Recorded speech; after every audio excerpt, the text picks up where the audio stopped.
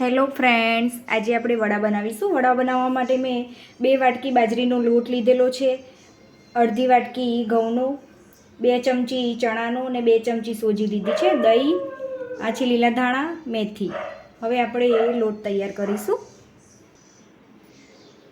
Mixing bowl લઈ લીધો છે, એની અંદર 2 ચમચી જેટલું દહીં એડ કરીશું.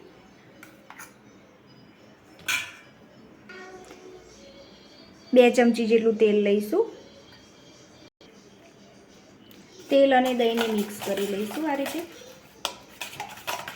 થોડું ફેટી લેવાનું છે. મિક્સ થઈ ગયું. મસાલા એડ કરીશું. અડધી ચમચી હળદર, અડધી ચમચી મરચું, 1 ચમચી ધાણા જીરું પાવડર, ધાણા લઈ લઈશું 1 વાટકી જેટલા, 1 વાટકી મેથી, આદુ મરચાં લસણની પેસ્ટ એડ કરી દઈશું, 2 ચમચી તલ, 1 ચમચી વરિયાળી,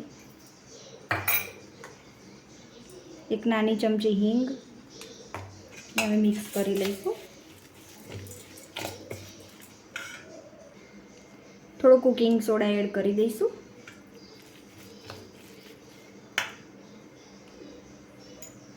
સ્વાદ અનુસાર મીઠું લઈશું.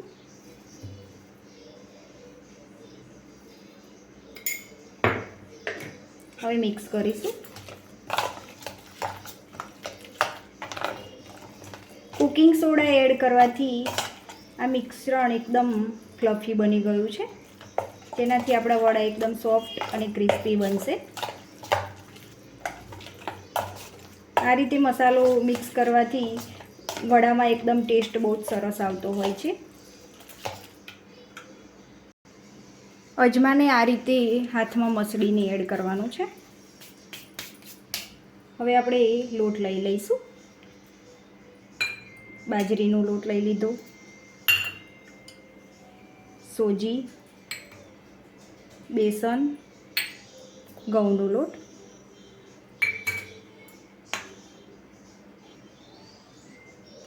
બધા જ લોટ મસાલા સાથે મિક્સ કરી લઈશું.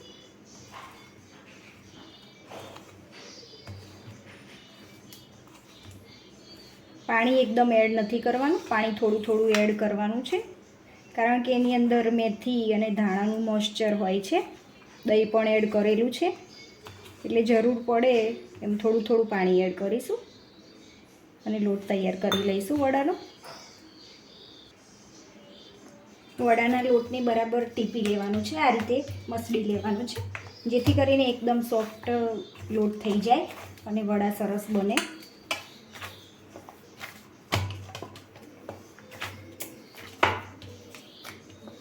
આ રીતે 2 થી 3 મિનિટ આપણે લોટને મસળી લઈશું.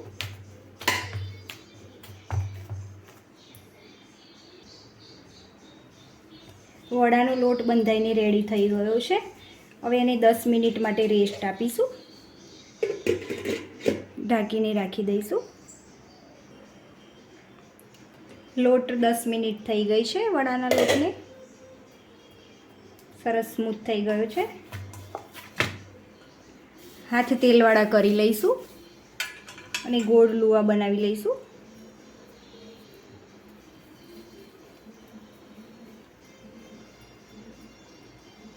આ રીતે બધા લુવા બનાવીને રેડી કરી લઈશું. બધા જ લુવા બનીને રેડી થઈ ગયા છે. તેલ ગરમ કરવા માટે મૂકી દઈશું.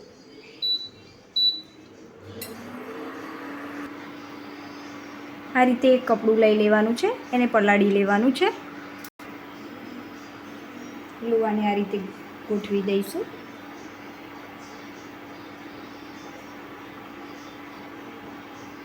પર ઢાંકી દઈશું કપડાથી. આ રીતે વાટકી લેવાની છે, એની મદદથી લુવાને પ્રેસ કરીશું. આવી રીતે બધા જ લુવા ઉપર પ્રેસ કરી લઈશું.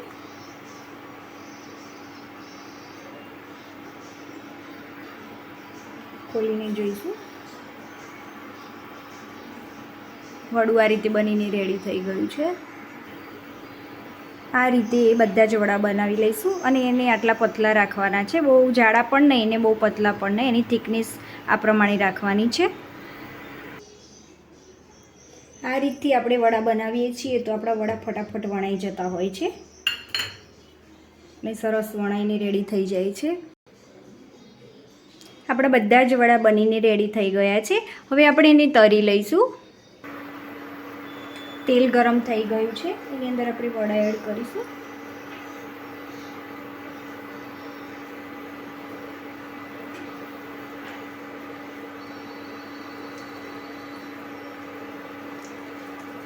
ગેસની ફ્લેમ એકદમ ધીમી રાખવાની છે, ધીમા ગેસે જ આપણે વડાને તળવાના છે।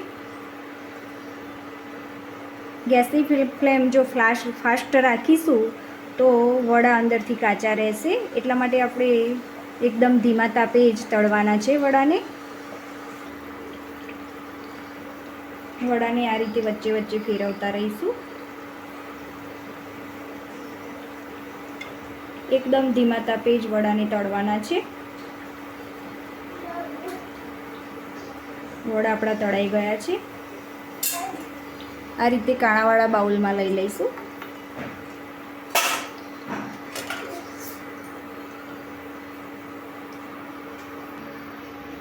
બીજા વડા તળવા માટે એડ કરીશું તેલમાં।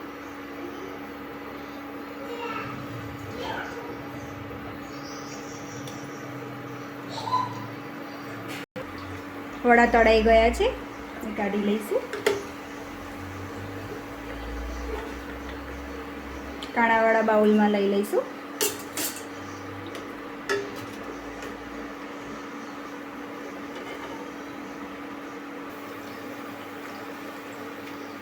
વડા તળાઈ ગયા છે, અને કાણાવાળા બાઉલમાં લઈ લઈશું।